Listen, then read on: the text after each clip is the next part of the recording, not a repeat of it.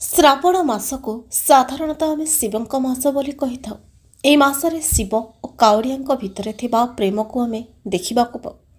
कहीं दूर काउड़ियाटे निज कांधरे पानी को बोही आनी शिवंक उपर ढाली थाए।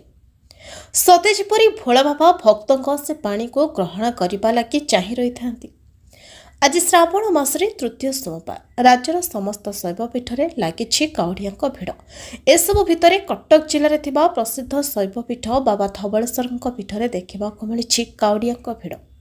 कहीं दूर आसी श्रद्धालु मैंने जलाभिषेक करुए। बाबा धवलेश्वर पाखरे जलाभिषेक कले समस्त मनस्कामना पूर्ण होता है।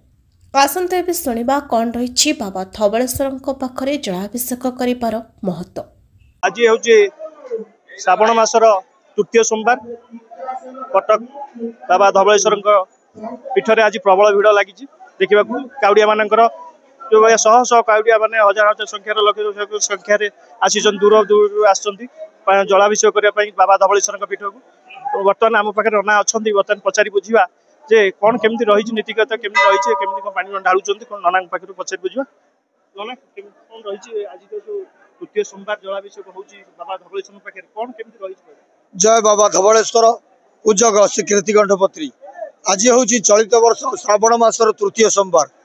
निश्चिंत बाबा धवलेश्वर पीठ चलचंचल कहीं श्रद्धालु भक्त मान जो काउड़िया भक्त मैंने यही सोमवार को अपेक्षा करता केमती से खाली पादरे सुदूर ओडिशा कण कण नदी पुष्कर जल आनी कांधरे काउड़ी धरी से बाबा धवलेश्वर मस्तक जलाभिषेक करवा निश्चित ये गोटा सौभाग्यर कथा। जो श्रद्धालु भक्त माने निज स्वहस्ते बाबा धवलेश्वर मस्तक जलार्पण करेंगे निश्चित कोटि जन्मर पुण्य फल पाइबे। आज हूँ बाबा धवलेश्वर जे कि रात्र 1 घटिका समय द्वारपीठा नीति आरंभ होता मंगलार मंगल आरती होता। बाबा को 108 गरार सुभाषित जल धवलेश्वर को स्नान करा। स्नान पर मंगल आरती मंगलारोपण करा।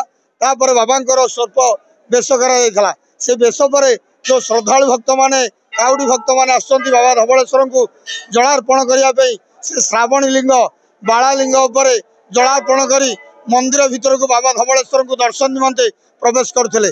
आज हूँ बाबा धवलेश्वर जे कि फल फूल काजू एवं खजुरी मिश्रित बेशरे महाकाल बेशरे बाबा धवलेश्वर महाप्रभु समग्र भारत ओडिशा वर्ष को दर्शन दौरान। निश्चिंत बाबा धवलेश्वर होती डाकिले ओ कला ठाकुर कला अंडीरा बाछुरी धड़ा होकर नामकरण बाबा धवलेश्वर। निश्चिंत यही बाबा धवलेश्वर पीठ को आसी निज स्वहस्ते बाबा को से जलार्पण करूँ। बाबा शुभाश्रीपाद ग्रहण करूँ। बाबा धवलेश्वर पीठ थी अन्य देवादेवी को दर्शन करूँ। बाबा बुढ़ालिंग को दर्शन करूँ। निश्चिंत बाबा धवलेश्वर समस्त मनस्कामना पूर्ण करेंगे। कटक सीताकांत शतपथी रिपोर्ट समीक्षा न्यूज लाइव।